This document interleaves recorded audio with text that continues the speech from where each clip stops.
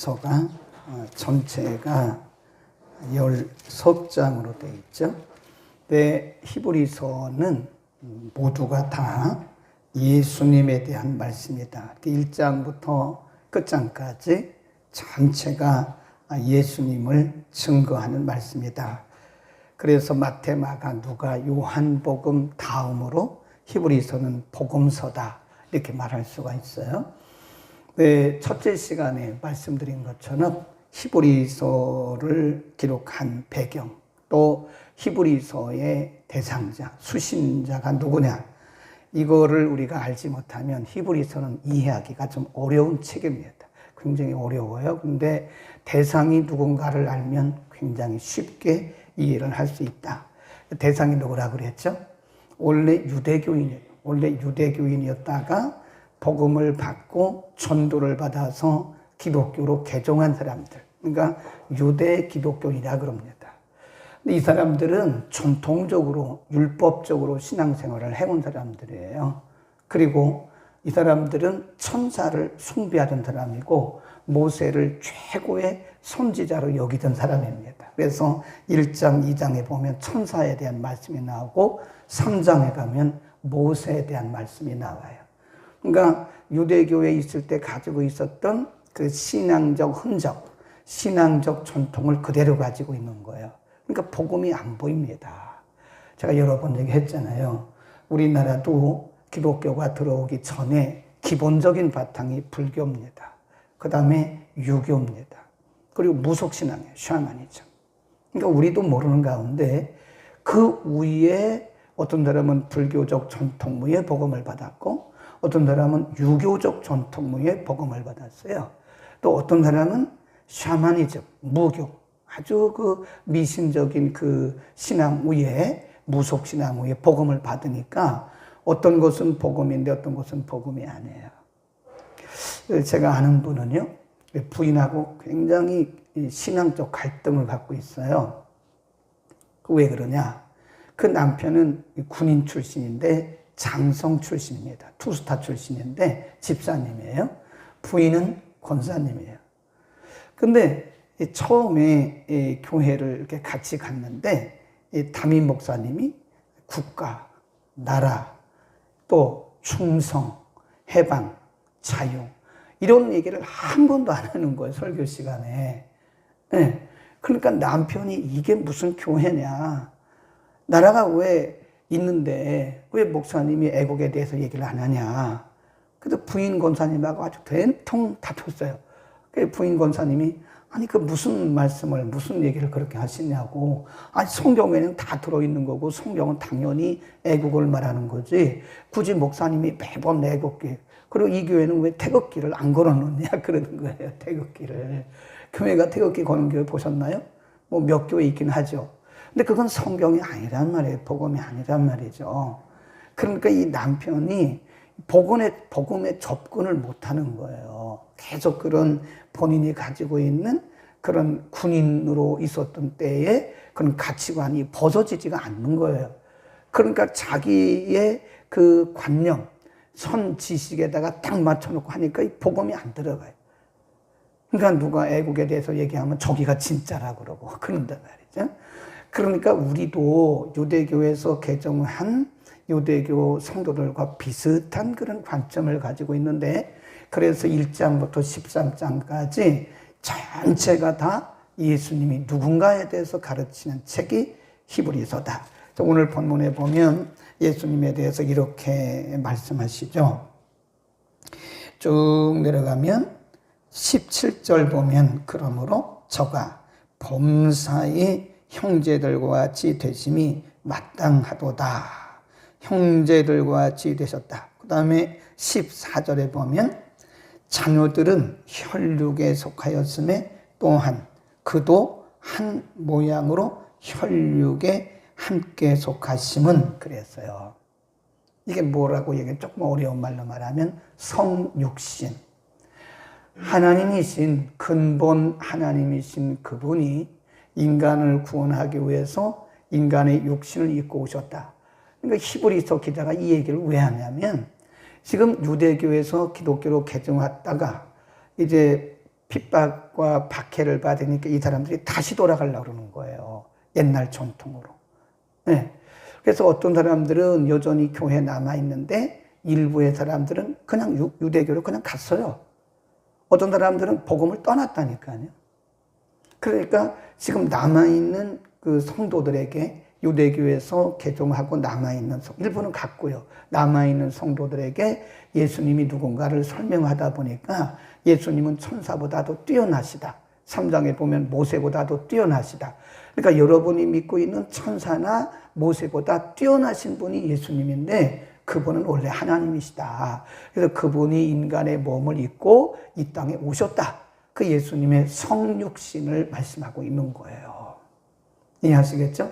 그래서 여기서 성육신에 대한 설명을 하고 있는 거다. 그리고 예수님이 그러면 왜 인간의 몸을 입고 오셨어야 했느냐. 아주 중요한 네 가지를 말씀해요. 14절에 보면 예수님께서 인간의 몸을 입으셔야 했던 필수적인 이유가 뭐냐. 거기 보면 육에 속하였으므로 사망으로 말미암아 사망의 세력을 입은 자, 잡은 자, 곧 마귀를 없이 하시며 그랬습니다. 마귀의 일을 멸하시기 위해서 마귀 아래 있는 하나님의 백성들을 구원하시려고 그분이 인간의 육체를 입으셨다. 그랬습니다. 마태복음 4장에 보면 예수님이 마귀에게 시험 받으시거든요. 시험 받으실 이유가 없어요. 그런데 예수님께서 마귀에게 시험 받으신 것은 우리들에게 마귀의 시험이 있다는 것을 알려주시고 예수의 이름으로 마귀를 이길 수 있다는 것을 증명하기 위해서 그런 것이다. 그런 말씀이고, 그 다음에 15절에 보면 또 죽기를 무서워함으로 인생에 매여 종로로 타는 모든 자들을 놓아주려 함이라. 그러니까 죽음을 두려워하는 사람들을 해방하기 위해서 예수님께서 죽으셨다가 부활하셨다. 그런 말씀이에요.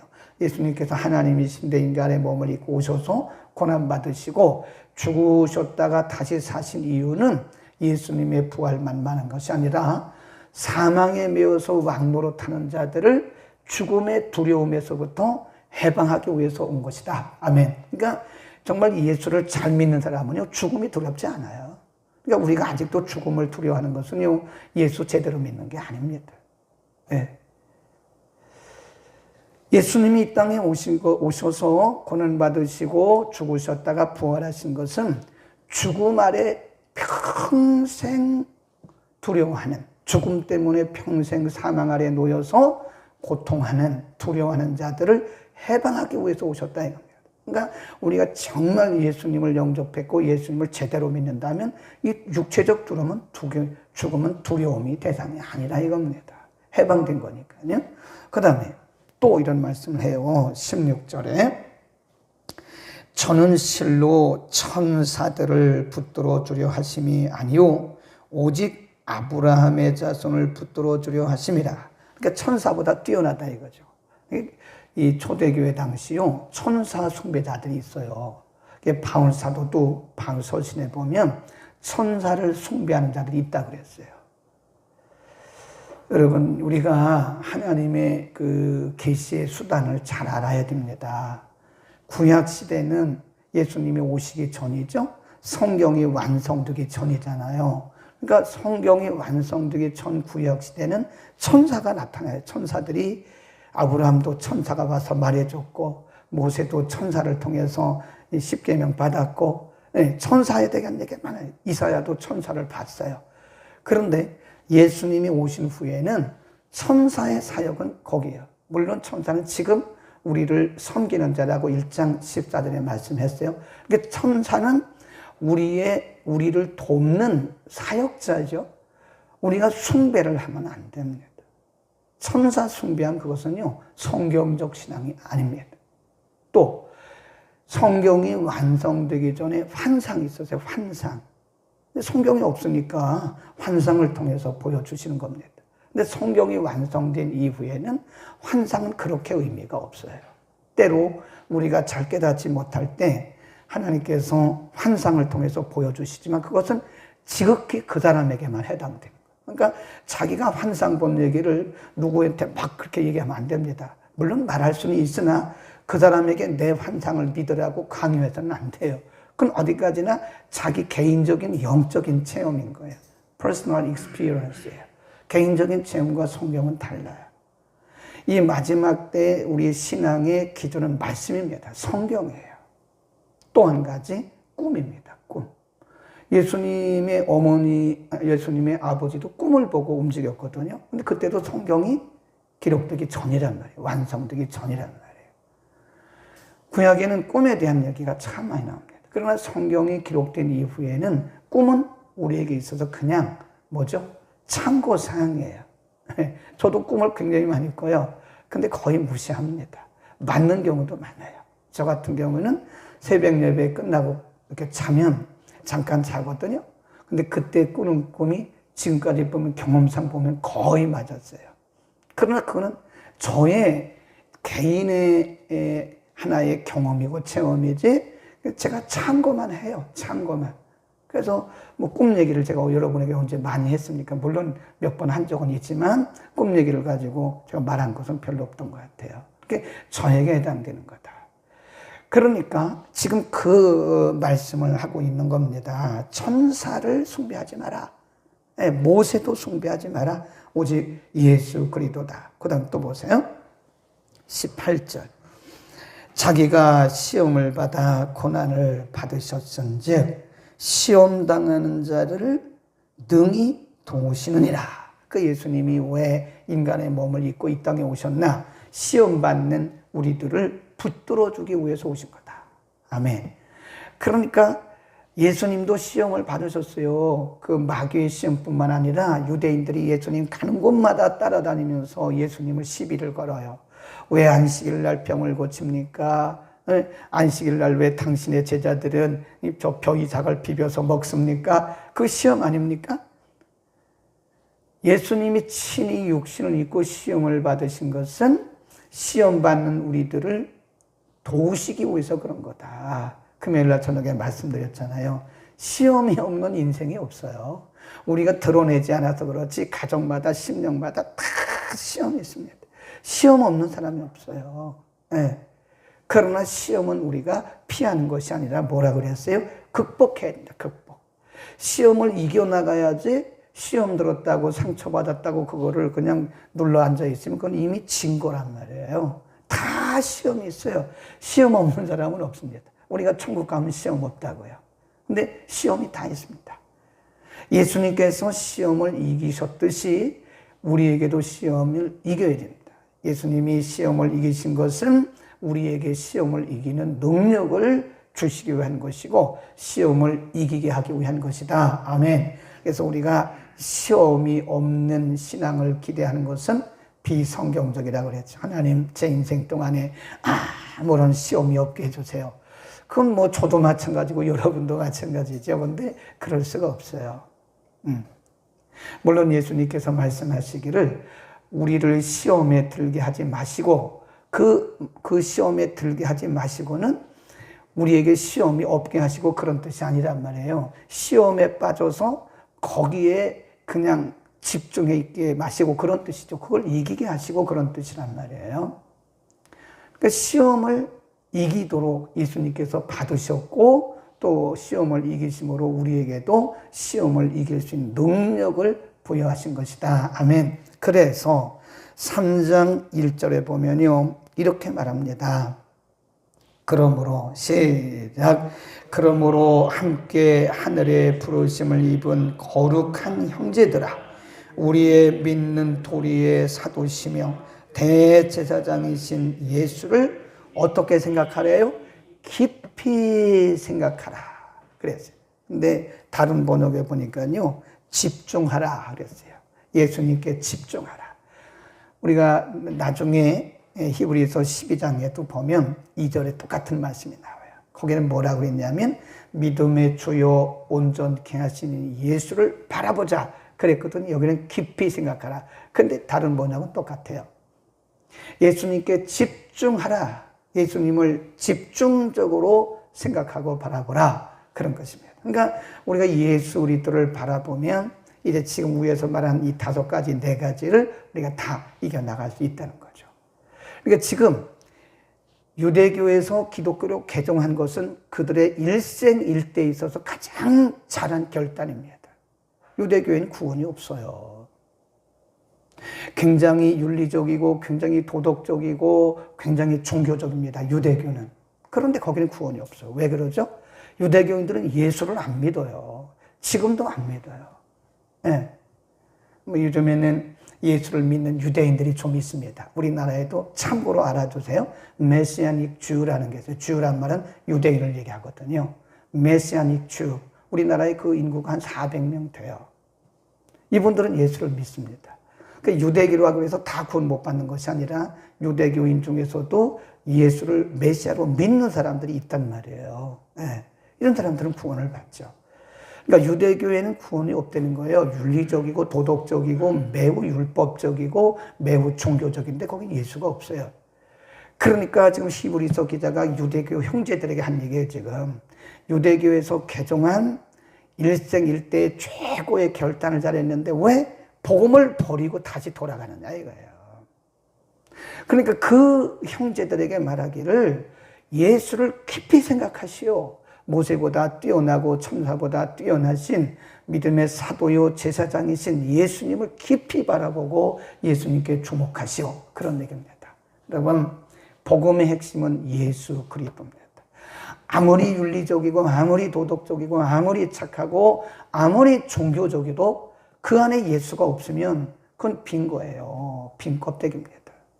그래서 우리가 아까도 유교적 전통 위에서 예수를 믿는 사람들에 대한 얘기를 했는데 간혹 보면 유교적 전통에서 아직도 벗어나지 못한 분들이 있어요. 네. 물론 기독교는 기독교 윤리가 있습니다. 성경적 윤리가 있어요. 그러나 복음보다 윤리를 앞세우면 그건 복음이 아닙니다. 네. 그건 잘못하다가는 유대교인들처럼 천사를 숭배하고 모세를 숭배하는 듯한 그런 잘못된 신앙으로 갈 수가 있다는 거예요. 우리는 우리의 시선을 누구에게 맞춰야 돼요? 예수 그리스도. 복음의 핵심은 예수님이에요. 그러니까 예수님이 빠지면 그건 복음도 아니고 본질도 아닌 거예요. 아이 목사님 그렇게 너무 심하게 말하지 마세요. 저 사람이 얼마나 착한데요. 착해서 구원받는 게 아닙니다. 인간은 다 죄성을 가지고 있기 때문에 착하게 보인 것뿐이지 악해요. 인간은 다 악합니다. 예수를 믿고 거듭나면 그것이 서서히 죄성이 떠나가는 거예요. 죄성이 완벽하게 벗어지지가 않아요. 우리의 영적 신분은 예수님을 영접하는 순간에 우리의 영적 신분이 하늘나라의 호적에 등록이 돼요.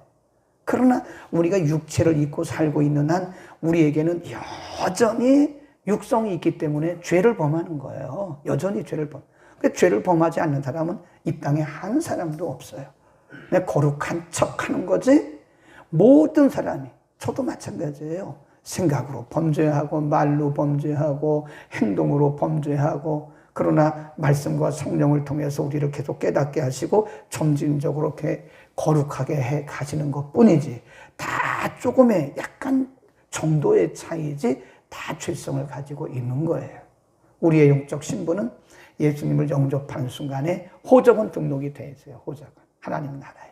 그러나 우리는 땅에 발을 딛고 살고 있기 때문에 여전히 죄를 범하며 산다. 그러나 그럼에도 불구하고 우리가 구원의 확신을 가지고 담대하게 살 수 있는 것은 이미 우리가 그 모든 죄를 우리의 지옥 가야 할 죄를 용서받았고 우리가 짓는 이런 죄들에 대해서 날마다 우리가 손발을 씻듯이 그렇게 회개하면 씻어지고 회개하면 씻어지고 그러면서 점진적으로 거룩해져 가는 것뿐이다. 하나님이 그 죄를 이기게 하시고 말씀과 성령을 통해서 우리를 거룩하게 해 나가시는 거죠. 그러니까 우리는 항상 예수님만 바라봐야 돼. 착한 게 문제가 아니에요. 복음을 전해줘요. 복음. 사람을 만나면 예수님을 말해줘야 됩니다. 교회에 와서 예수 믿고 병 고침 받으세요. 그 전도 잘못한 거예요. 예수 믿고 부자 되세요. 뭐 우리가 부자 되려고 예수 믿습니까? 복음의 본질이 아니라니까요. 그래서 우리가 전도할 때요, 꼭 복음을 얘기하세요. 복음을. 예수 믿으세요. 예수님만이 구원자이십니다. 예수 믿어야 천국 갑니다. 간혹 우리 집사님들 중에서도 남편 좀 전도하라고 그래도요, 잘 전도를 하기는 하는데 잘 안 오는가 보더라고. 근데 그분들 중에 어떤 분이, 우리 남편이 얼마나 착한 줄 아냐고. 내가 교회 올 때 이 교회 앞에까지 다 데려다 준다고.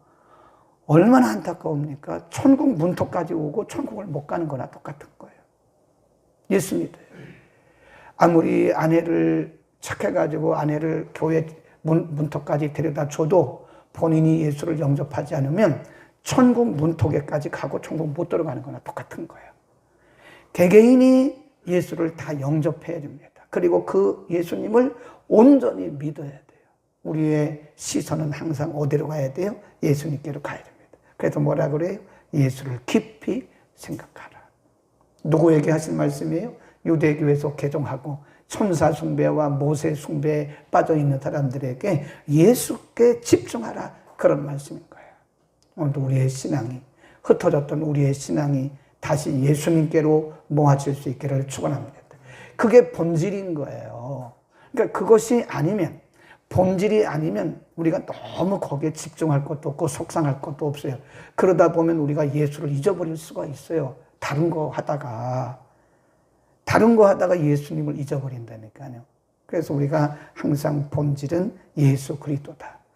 항상 예수님을 말해야지, 우리의 시선에는 예수님만 있어야지, 이거 아니면 안 된다는 거죠. 오늘도 예수를 깊이 생각하는 하루 매일 될 수 있기를 축원합니다. 거룩하신 우리 아버지, 일생일대에 참 소중한 결단을 했던 유대교 성도들, 유대교에서 기독교로 개종한 것은 너무 잘한 것이지만, 그러나 여전히 유대교적 전통에 매어서 천사를 숭배하고 모세를 숭배했던 유대교 성도들에게 이보다 훨씬 더 뛰어나신 예수 그리스도를 말씀해 주시고 예수 그리스도를 깊이 생각하라고 말씀해 주셨습니다. 오늘 우리도 예수 그리스도를 바라보는 복음적 안목을 우리들에게 허락하여 주옵소서. 주님, 우리가 복음이 아닌 것에 집중하지 말게 하시고 복음이 아닌 것에 우리의 소중한 시간들을 허비하지 말게 하시고 오직 믿음의 주요 온전케 하신 믿음의 사도요 대제사장이신 예수 그리스도를 바라보고 예수 그리스도를 늘 깊이 생각하는 우리의 온전한 신앙 되게 하여 주옵소서. 온 땅에 오늘도 예수 그리스도의 이름이 선포되게 하시고 예수 그리스도의 구원이심이 오늘도 온 땅에 드러나게 하옵소서. 예수 그리스도의 이름으로 기도드립니다. 아멘. 교회